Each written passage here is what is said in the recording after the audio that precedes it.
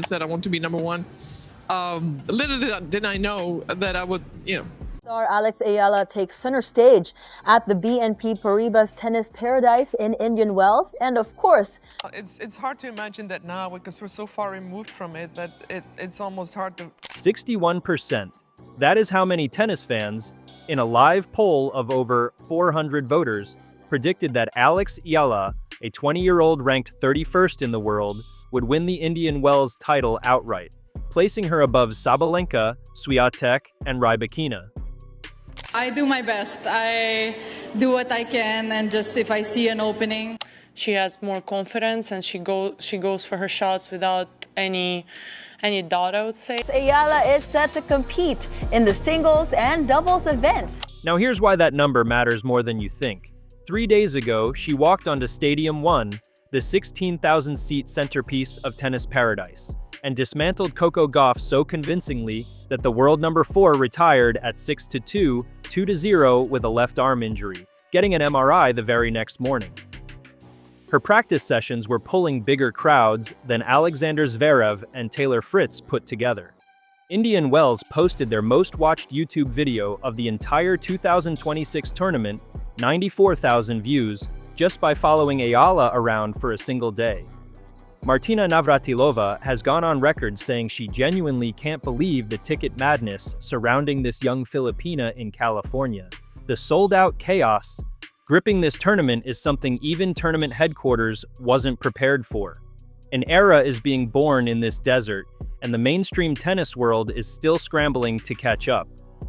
I'm really happy to advance to the next round. Obviously, it's not in the way I wanted it to end. So the other day with Alex Eala, that's been a talk. Because it also depends what court you're on, that you feel the noise and things. Subscribe to this channel because we connect those dots before anyone else does.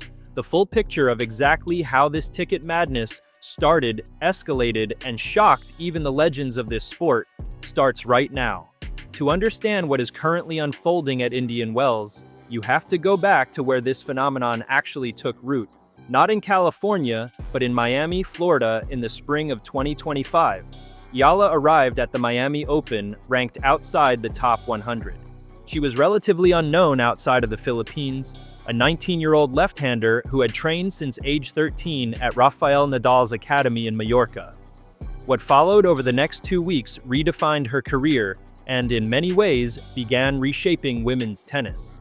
She defeated Jelena Ostapenko, then Madison Keys, then current world number 2 Iga Swiatek, 3 former Grand Slam champions in sequence, on her way to a stunning semifinal finish. The Philippines, a country of over 110 million people, where basketball and boxing have historically dominated the sporting conversation, suddenly had a new name to rally behind on the international stage. The ticket chaos that Navratilova is now talking about didn't materialize overnight. It built steadily through each tournament Eala entered after Miami. When she showed up at the Australian Open in January 2026 for her first appearance at that Grand Slam, the crowd demand was already outrunning the infrastructure. Her first round match was assigned to a smaller court, and fans were forced to stand because there simply wasn't enough seating for the number of people who wanted to watch her. This was definitely one of the bigger Filipino turnouts. Also, New York was huge. It also depends what court you're on, that you feel the noise and things. These tournaments are such great experiences for me, especially playing in front of the best crowd ever. And The tournament had not yet fully accounted for what she was drawing. A month later at the Dubai Tennis Championships, the scale of it became impossible to ignore. Eala sold out every single one. Of her matches across a quarterfinal run, this was a WTA 1000 event, not a small regional tournament. When Coco Gauff dispatched her 6-0, 6-2 in the quarterfinal, Gauff's on-court remarks afterward were telling. Gauff told the crowd directly, "I know you were mostly supporting Alex, but I have to say it's great to be on a crowded court. I'd like to thank Alex for bringing a new demographic to the sport." I know you were mostly supporting Alex, but I have to say it is great to be on a crowded court. I've played this tournament for many years, and to see the stadium full, it means a lot. And Also, like to thank Alex for bringing a new demographic to the sport. I really appreciate A world number 4 player at her own tournament publicly crediting her opponent for filling the stadium. That is not something you hear very often at any level of professional tennis. And then Indian Wells arrived. The BNP Paribas Open draws the strongest combined ATP and WTA field outside of the 4 Grand Slams. It is nicknamed the 5th Slam for good reason. It runs 2 weeks, carries massive ranking points, and historically attracts the highest attendance of any non-major tennis event in the world. When Eala's name appeared in the draw as the 31st seed, the reaction among Filipino communities across Southern California was immediate. Over 1.7 million Filipinos live in California. They had been waiting for this moment, her debut at Indian Wells, since her Miami breakthrough 12 months earlier. Before she had even hit a ball in a competitive match at the venue, her practice sessions were drawing crowds that dwarfed those of established men's stars. Oh, all the emotions are coming because the tension was so high, especially during that second set. She's a great opponent, obviously being top 10 and a former champion here. So to be able to compete with her at this level is a great achievement for me. On one particular Tuesday, hundreds of fans packed practice court 6 under the Palm Springs sun to watch Eala train at noon. Alexander Zverev and Taylor Fritz, a Southern California native and former Indian Wells champion, were working out on adjacent courts at the same time. Between them, they managed to attract a handful of spectators. Eala's court had no room left. This is the context in which Martina Navratilova made her comments. The 18-time Grand Slam champion was asked by the WTA to assess the young Filipina ahead of the tournament, and what Navratilova said was notable for 2 reasons. First, she praised Eala's tennis intelligence with genuine conviction, describing her as crafty, a skilled left-hander who deploys variations effectively and has her slice dialed in with real precision. Second, she was candid about what Eala still needs to develop, a more powerful serve. "I think where she can improve the most is her serve," Navratilova told the WTA. "She needs a bigger serve and bigger kick. She is slight of build, so it's harder for her to absorb all that pace." Coming from someone who redefined what athletic conditioning meant for women's tennis in the 1980s, that observation carries weight. Navratilova wasn't dismissing Eala. She was mapping the ceiling she believes Eala hasn't reached yet. I'm a person, and I feel like, people will like you for who you are if you are true to yourself.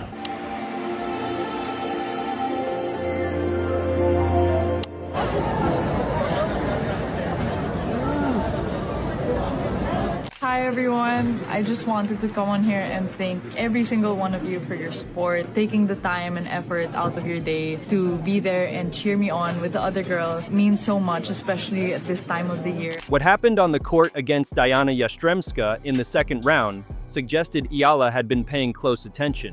She landed 72% of her first serves, well above her career average of 66.4%. She won 59% of points on that first serve. She hit only 4 double faults across a match that stretched to 2 hours and 43 minutes, the longest match of the entire day. She was broken in the third set, clawed the breakback, and eventually closed it out 7-5, 4-6, 7-5, when a Yastremska forehand sailed long on match point.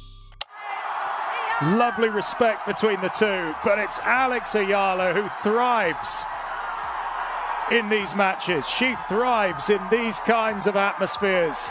Yastremska had accumulated 15 double faults by that point, which tells its own story about the kind of pressure Eala generates from the baseline. Outside that court, 6 hours before the match had even started, hundreds of fans were already queuing. The match was delayed and pushed late into the desert evening, with temperatures dropping sharply after sunset. The fans did not leave. They wrapped themselves in winter coats and blankets and stayed until the final point was played well past midnight. Eala addressed them afterward. For them to make the effort to stay up late and stay in the cold and cheer me on, it really added to the feelings and the emotions. The ticket situation at this tournament has created friction that extends beyond Eala specifically, but she sits at the center of it. We've seen it stay this late to see a player play, so what does it mean to have this following, especially at this time of night, especially with it being cold and being the last match? It means the world to have this community behind me in such a prestigious tournament. Indian Wells made a significant policy change for 2026. Ground passes, which previously allowed access to Stadium 2, the second largest show court at the venue, no longer cover entry to that court. Fans who purchased a ground pass for roughly $60 now find themselves locked out of one of the main stages. The backlash on social media was fierce, with fans pointing out that many of them travel specifically to watch players like Eala on exactly the kinds of courts that previously fell within ground pass access. The tournament has not reversed the decision, but the optics of empty seats in Stadium 2 on day 1, while hundreds of Eala supporters queued outside packed outside courts, did not go unnoticed. It was a massive spot to be in for such a young talent, to have a sold-out crowd completely behind her. Eala from the Philippines could be the next big thing in pro tennis. This is the goal, to do well on the WTA Tour. I'm super proud of what I was able to accomplish, but the end goal is to win Slam. Tournament executive Philippe Dor addressed the broader Eala phenomenon directly in a conversation with Front Office Sports. "We love every minute of it, we benefit from it, we promote it." The tournament's own social media behavior confirmed that Indian Wells named their Class of 2026 on Instagram, spotlighting 9 women. 7 were top 10 players. 1 was a well-known American. The 9th was Eala, ranked 31st. Filipino sports journalist TJ Manotoc offered perhaps the most precise cultural explanation for what is driving this. "The country has been hungry for the next Manny Pacquiao," he told Front Office Sports. "When he was at his peak, life stopped. When there's a fight, nothing's on the road, everyone's watching." Pacquiao operated at a scale that transcended sport in the Philippines. He became a national reference point for collective pride. Eala, at 20 years old, is already being placed in that conversation. And in California specifically, with 1.7 million Filipinos concentrated across the state, the infrastructure for that kind of support to show up in person actually exists. Of course, the atmosphere in each tournament has been amazing, and it's been a different start this year than any other year I've ever had. So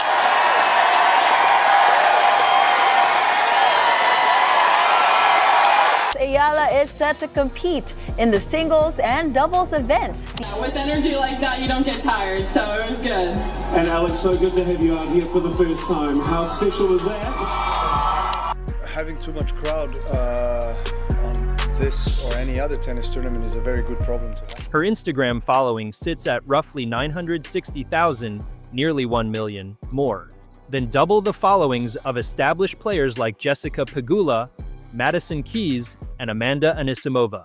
The WTA, recognizing the momentum, announced the creation of the Philippine Women's Open in November 2025, a WTA 125 event and the country's first WTA tournament.